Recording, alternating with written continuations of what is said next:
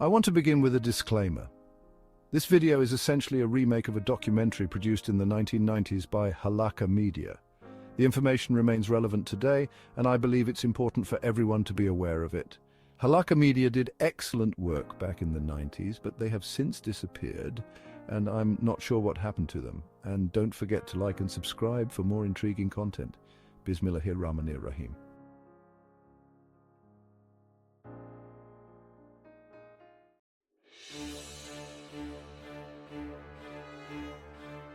On August 2, 1990, Saddam Hussein's forces breached the defenses of oil-rich Kuwait. This marked the beginning of a conflict that would reshape the geopolitical landscape of the Middle East.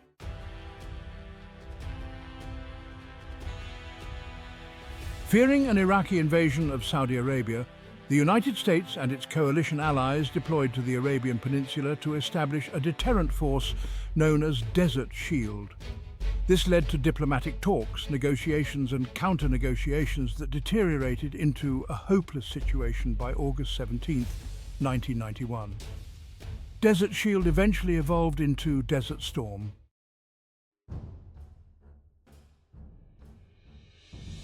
Millions watched the conflict unfold through CNN and the BBC, which broadcast propaganda showcasing the systematic eradication of Saddam's forces by a technologically, politically and economically superior coalition.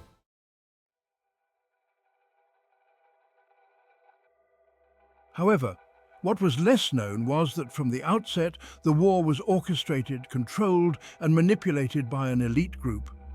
This group crafted the illusion of a powerful leader commanding a million-strong army on the brink of going nuclear.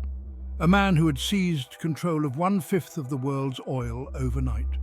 However, he was merely a pawn among many, just a puppet in a grand master plan, with the Gulf War serving as a meticulously orchestrated stepping stone. The orchestrators of the war were no strangers to controlling major world events. They'd been doing so for centuries. They've engineered every major war, revolution and recession from the shadows. They control everything you read, hear and see, successfully indoctrinating entire populations to their way of thinking and infiltrating key positions of authority. From the shadows, they have forged a new political, economic and more sinister religious order. Their ultimate aim is total global domination, and they will stop at nothing to achieve it.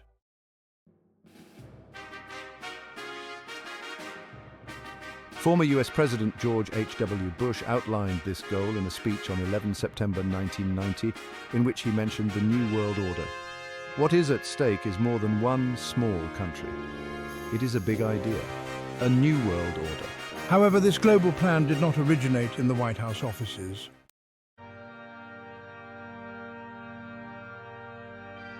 Instead, its roots trace back to another war which took place in 1095 in Clermont, France. In the name of the Father, the Son, and the Holy Spirit, the Church exerted immense control over 11th century Europe, deeply influencing the hearts and minds of the people. This dominance empowered Pope Urban II to wage war against the Muslim Caliphate, which infighting had significantly weakened. He launched a crusade known as the War of the Cross to reclaim Jerusalem. Under Muslim rule since 637, by 1099, this rule had come to a bloody and abrupt end. In the name of the cross, women were raped and murdered, children were slaughtered, and it is said that blood flowed in the streets, reaching knee-high on horses. Once they captured Jerusalem, tens of thousands of its occupants were slaughtered. Muslims, Christians and Jews with no mercy or remorse. The exact death toll is challenging to pinpoint, but it likely exceeded 100,000. The siege of Jerusalem resulted in a brutal massacre, leaving a tragic mark on history. From this land of carnage and fear, a group of men emerged who would stop at nothing to achieve their goals, regardless of the cost.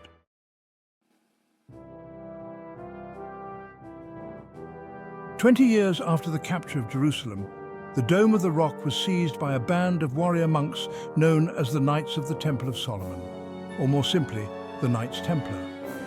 In Jerusalem, the Templars began to stray from traditional Christian practices increasingly.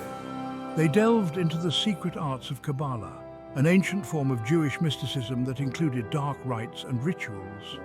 The Jews had inherited these practices from the pagans of ancient Egypt during their enslavement under the pharaohs. and they further developed them in Babylon during Nebuchadnezzar's era. In 1307, King Philippe of France arrested the Templars on charges of denying Christ, homosexuality and idol worship, as well as practicing magic. In 1314, Pope Clement V declared all Templars to be heretics, ordering the confiscation of their properties. Their leader, Jacques de Molay, was captured and burned at the stake. The Templars seemed doomed to extinction, but a glimmer of hope emerged just when their end appeared inevitable. They found both a haven and an ally, not in France, but elsewhere.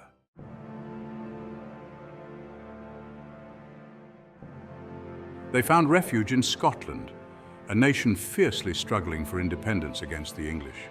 For some, Scotland's hope for independence seemed to have perished with the death of William Wallace, the subject of the film Braveheart. However, to Robert the Bruce, King of Scotland, the arrival of the Templars provided a crucial new asset. Their 2 centuries of experience battling the formidable armies of Islam had honed their skills in combat and warfare, making them a formidable force against any adversary. In 1314, the Templars, allied with Scottish army, took to the fields of Bannockburn for the long-awaited confrontation with the English. Robert the Bruce foresight proved correct. The 25,000-strong English army faced a humiliating defeat by just 6,500 Scottish troops. Scotland's dream of independence was finally realized.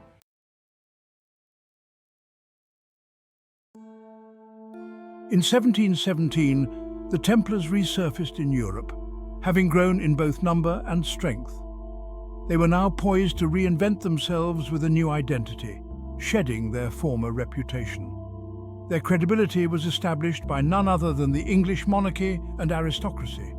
The Freemasons was the name they chose for themselves, recognized by many but understood by few. This new identity, along with the prestige of its members, granted the Masons respect and honor. The royals who joined the Freemasons were Frederick, Queen Elizabeth II, Prince Philip, and the current King of England. Queen Elizabeth II was a prominent patron of the Masons. Behind closed doors, the Freemasons continued to practice the secret rites and rituals inherited from their ancestors. These rituals formed the foundation of their membership levels, known as degrees. The Freemasons were unsatisfied with power limited to Britain alone. Their ambitions extended further. In the years that followed, Europe and America would be ravaged by wars and revolutions, each more devastating than the last. Contrary to popular belief, these conflicts were not merely the spontaneous outbursts of oppressed populations, but were orchestrated schemes driven by an exclusive and relentless pursuit of absolute power. Remarkably, this grand design would be executed from the country they once fled centuries earlier, marking the foundation of their quest for global domination.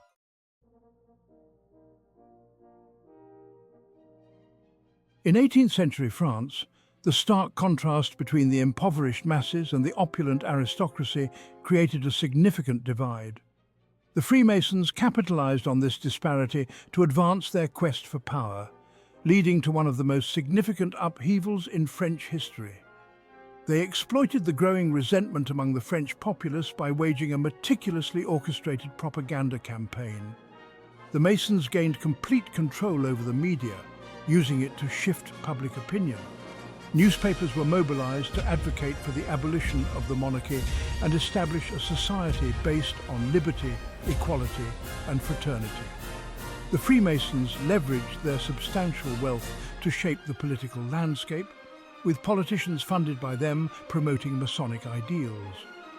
The Masons also extended their influence to the French military, with high-ranking officers and generals indoctrinating into their ideology through secret lodges.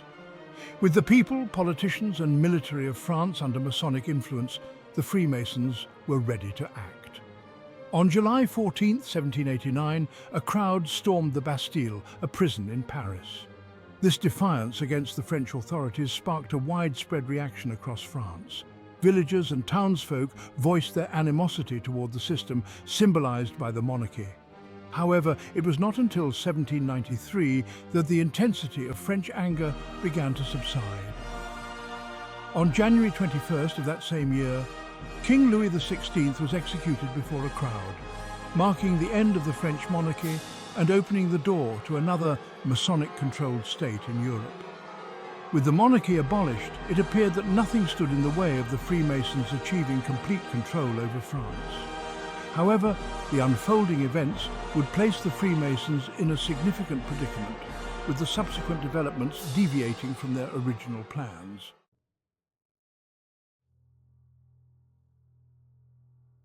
A young soldier named Napoleon Bonaparte was poised to lead France into a bloody conflict with Europe. Instead of adhering to Masonic control, Napoleon declared himself Emperor of France. In 1814, he was forced to abdicate and was exiled to the island of Elba. However, in 1815, Napoleon returned to Paris, raising a new army for another round of European warfare. The Freemasons now faced a significant challenge. Britain and her Masonic allies could not sustain a prolonged war against Napoleon without risking financial ruin. Assistance arrived from an unexpected quarter. Nathan Rothschild, head of a prominent banking family, saw an opportunity to advance the interests of his people. Despite their status as Jews and their need to operate discreetly, Rothschild offered a crucial loan, demanding in return the recognition of Jews as equals to their European counterparts and the right to conduct business openly. Should the Masons refuse, the money could always go to Napoleon. The Masons had to agree, and the loan transaction was finalized. In 1815, British, Dutch and Prussian troops landed in Waterloo, Belgium, where they engaged and defeated Napoleon's forces. Napoleon was captured and exiled, never to return. At last, France was firmly under Masonic control.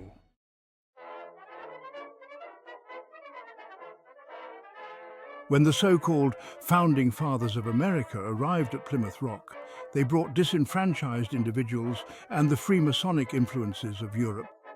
The injustices they sought to escape from in Europe were also present in the New World, embodied by the tyrannical British regime. The Masons employed the same tactics they had used in France to achieve complete control over the new state. Although the British monarchy was under Masonic influence, the American War of Independence was deemed necessary, with the individuals involved considered expendable for the Masons to realize their ambitions. The people's emotions were manipulated into anger, which, like in France, culminated in war. This time, however, the Masons were determined not to repeat past mistakes. The near defeat they experienced against Napoleon's forces in Europe served as a crucial lesson. Any future resistance leaders were expected to adhere strictly to the Masonic agenda. The most effective strategy was to ensure that the movement's leader was a Mason, and George Washington was the individual who waged the war against the British. On July 4th, 1776, the Declaration of Independence was issued. By October 17, 1781, the British had been defeated and surrendered the colonies to the Americans, marking the birth of the world's first Masonic state, a nation embodying Masonic ideals in every aspect. The influence of Masonry in America is prominently displayed on the dollar bill, which features a portrait of George Washington, the first Freemasonic president, along with the Masonic symbol of the all-seeing eye.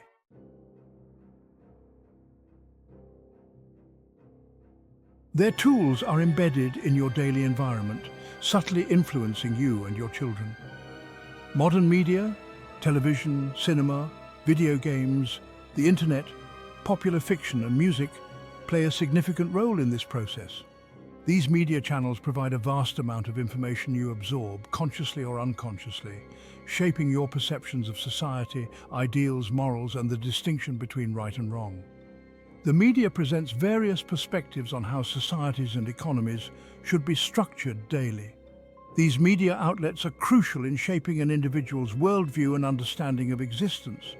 Thus, any group that controls this information can effectively indoctrinate nearly the entire global population to align with their ideology. The Freemasons are leveraging this fact to their advantage.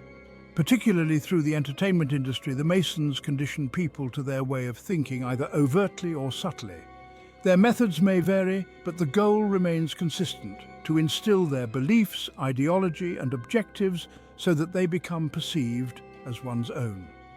Evidence of Masonic influence in popular entertainment is extensive and not a recent phenomenon. For instance, Wolfgang Amadeus Mozart, a Freemason himself, composed a symphony that openly displayed Freemasonic themes. This symphony was inspired by ancient Egyptian mythology, specifically the story of Isis and Osiris. The pagan rites of ancient Egyptian mythology, integral to the Kabbalah, form a fundamental aspect of Freemasonry. It is from these exact pagan origins that the symbol of the one eye originates.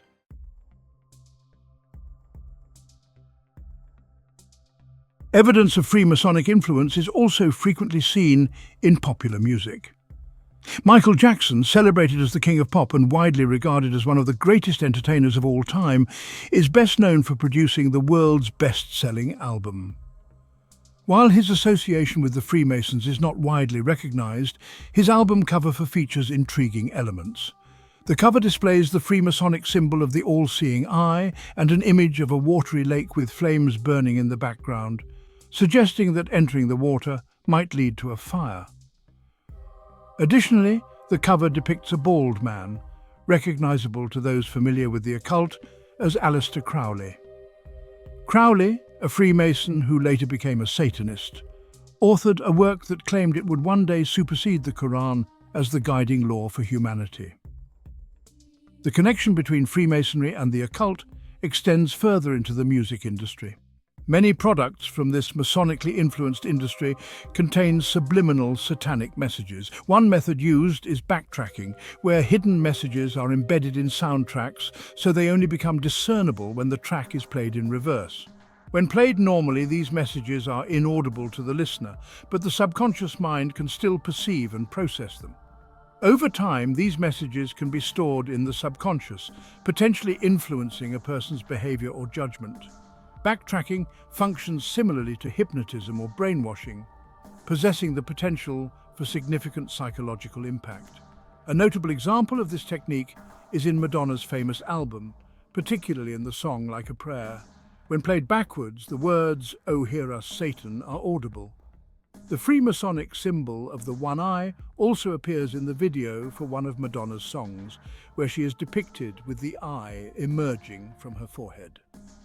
In another video, Madonna is shown standing on a script that, upon closer inspection, is revealed to be Arabic, the language of the Quran.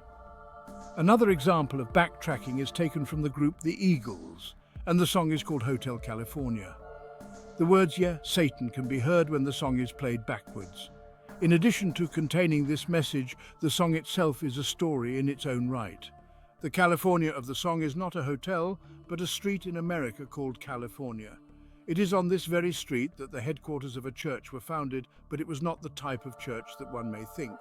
Instead, it is a church that some have called the Church of Satan. It was headed and founded by Anthony Sainz-de-Lévis, the author of the Satanic Bible. It appears that the teachings of this church may have become the integral belief of many famous personalities in the entertainment industry. From rock groups to more mainstream artists, some have promoted the church and its beliefs. One alleged church member is the lead singer of the Rolling Stones, Mick Jagger, who wrote the song "Sympathy for the Devil." It seems that what originally started as a Christian organization later turned into a heretic religion, even for the Christians, and now has satanic elements mixed in. The entire entertainment world is rife with evidence of the Freemasons' presence. Openly or subliminally, their agenda, beliefs, and ideals are propagated.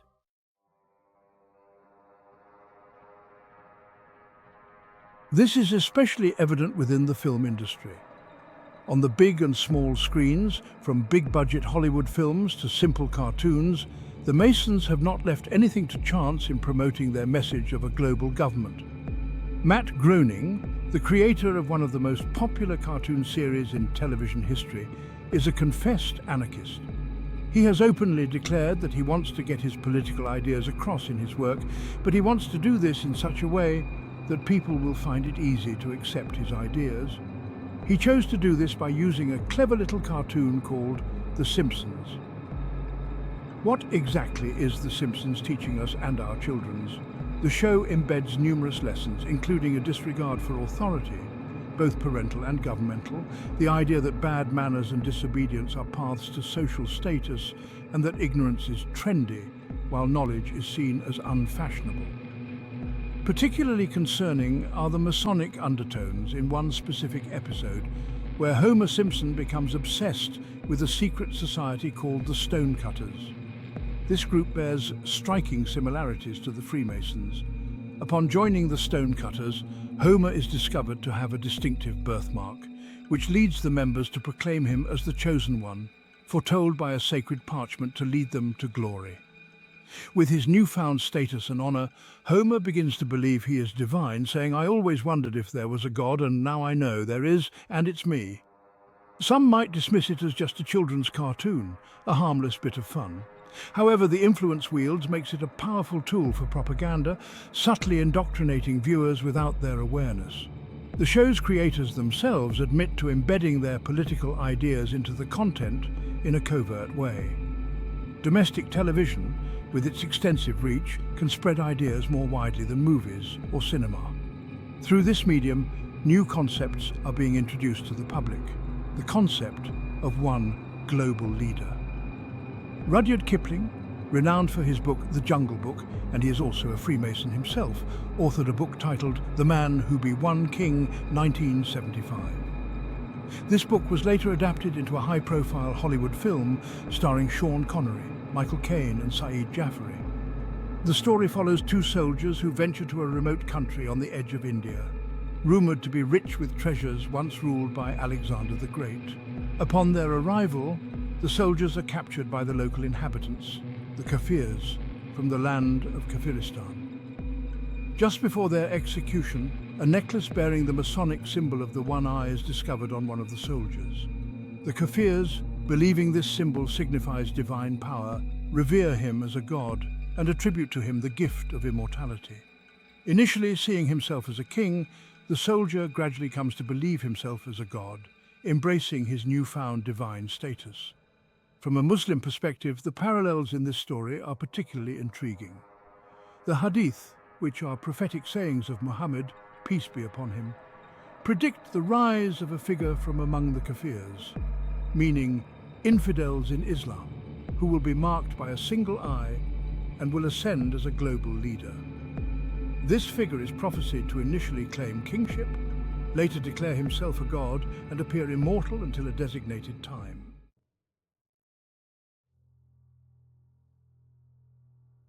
This is just one of many strategies the Freemasons use to advance their vision of a global government. The Freemasons are using various approaches to drive fear into the hearts of the masses, instilling in them the need for greater protection and thereby greater security. This need could only be fulfilled by a worldwide coalition government protecting the interests of all human beings across the globe. To advance their goal of a one-world government and the necessity for a global security force under their control, the Masons are employing tactics such as deliberately allowing crime rates to rise. This strategy fosters widespread fear for personal and national security. One of the largest and most lucrative industries globally is the drug trade. Nations around the world are engaged in efforts to combat this issue on both national and international levels. In the United States, the escalating drug problem has led to surging crime rates, creating a pressing demand for stringent measures. The growing public call for tougher action provides a pretext for the government to implement heavy-handed measures, both overt and covert, to address the drug crisis and align with public sentiment.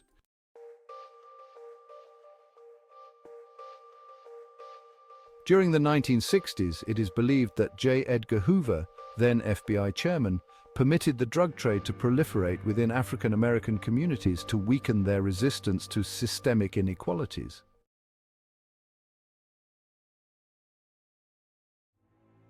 In the 1980s, facing the threat of communist expansion in Central America, the CIA allegedly facilitated drug trafficking into the U.S. to fund anti-communist efforts.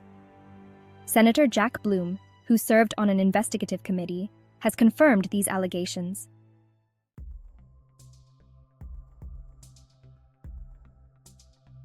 Historically, the Freemasons have often manipulated or manufactured societal problems to advance their own agendas.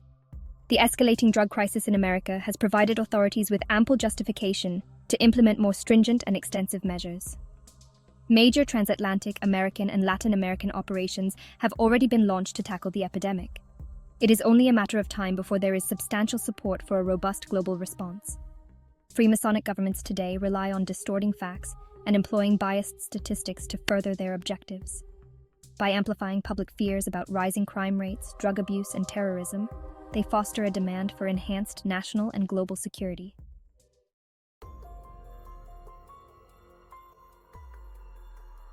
Technological advancements are increasingly seen as a key tool for Freemasons in consolidating their control over the masses. These technologies enable comprehensive monitoring and recording of individuals' actions in society. Information is crucial. The more data they gather, the better they can predict and influence behavior. The Freemasons are crafting a society where choice is merely an illusion. Technology is designed to limit real choices and channel decisions into predetermined paths, creating a semblance of freedom while controlling the actual options available.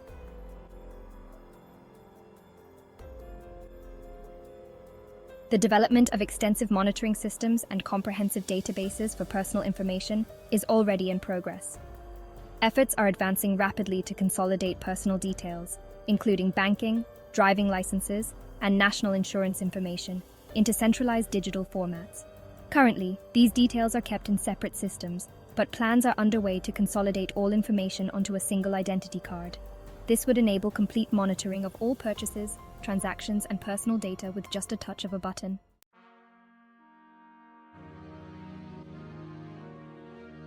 On March 25, 1957, with the creation of the European Economic Community, the first significant steps in the creation of this global government were taken. Since then, the EEC and the EU have become a testing ground for the New World Order. With the basic tenets of freedom of movement between member states, goods and people can move relatively freely within this one superstate.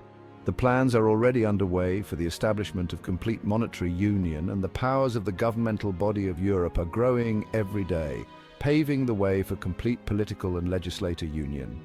All this will mean that eventually, in the superstate of the European Economic Community, there will be one currency, one economy, and one government.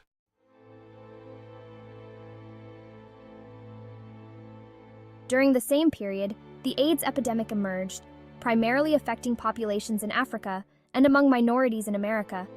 Initially, it was claimed that AIDS originated from green monkeys in Africa, but subsequent evidence contradicted this narrative. On June 2, 1988, the reported that the AIDS virus did not originate from green monkeys and could only survive in humans. Further investigations in the 1980s revealed that AIDS might be a genetically engineered virus. The Indian newspaper on July 4, 1984, and the Soviet Journal on October 30, 1985, both alleged that AIDS was developed as a biological warfare agent by the U.S. Army. Although these claims were dismissed by the West as communist propaganda, the on October 26, 1986, supported these findings, suggesting that AIDS was man-made. Dr. John Seal and Professor Jacob Siegel concluded that AIDS was engineered, linking its outbreak to global vaccination programs. The on May 11, 1987, reported that the smallpox vaccine administered by the World Health Organization, a UN agency, was associated with the spread of AIDS in Central Africa. The evidence suggests that AIDS was a deliberately engineered virus used as a form of germ warfare aimed at reducing the population in developing countries.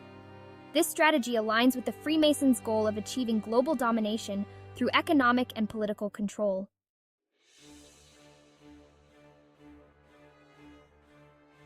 To maintain this control, the Freemasons require a global military union, and the United Nations, or UN, and NATO are envisioned to fulfill this role. The UN serves as a general assembly comprising the majority of the world's nations. Britain, France, and the United States, along with Russia and China, are among the 5 permanent members of its Security Council. This status grants them veto power over any resolutions. In December 1992, the President of the General Assembly proposed that the UN evolve into a functional world parliament and suggested that it should have its own intelligence agency. However, the UN and NATO have already amassed considerable military power. The UN operates its own military forces, which during the Bosnian conflict notably failed to intervene while thousands of Muslims were killed by Serb forces.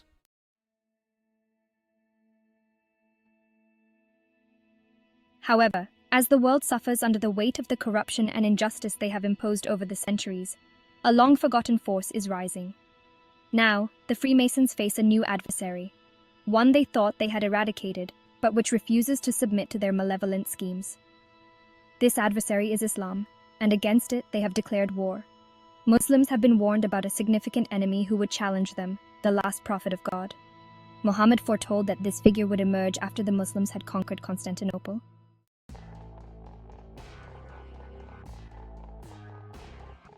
This figure, known as the Dajjal, the impostor, will be marked by having one eye, unlike the true Lord who is not one-eyed. Before the Dajjal's arrival, a group will set up a system to prepare the world for him. These forerunners to the Dajjal will embody his traits and lay the groundwork for his emergence. These forerunners are the Freemasons, whose symbol of the one eye is associated with the Dajjal.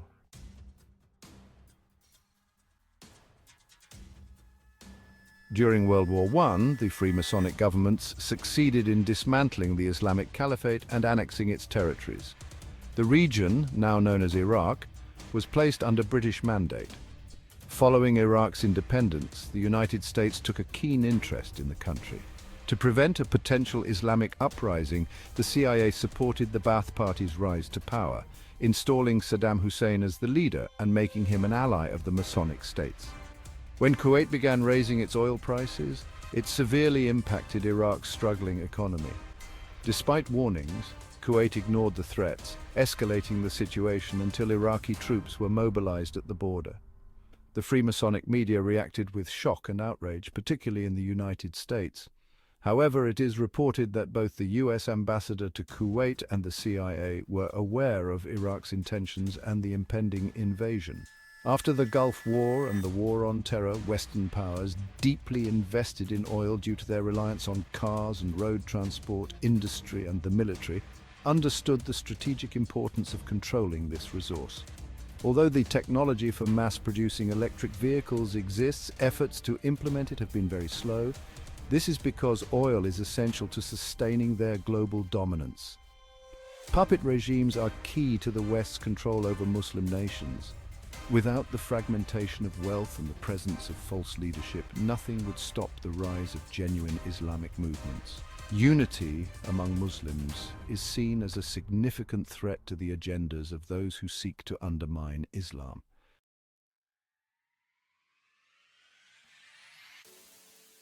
What I have just shared is indeed heartbreaking, disappointing, and disheartening, but it reflects what I believe to be the truth. However, do not lose hope, for Allah has promised victory to the Muslims.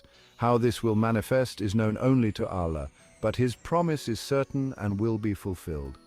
Surah Al-Anfal. And remember, O Prophet, when the disbelievers conspired to capture, kill, or exile you, they planned, but Allah also planned. And Allah is the best of planners.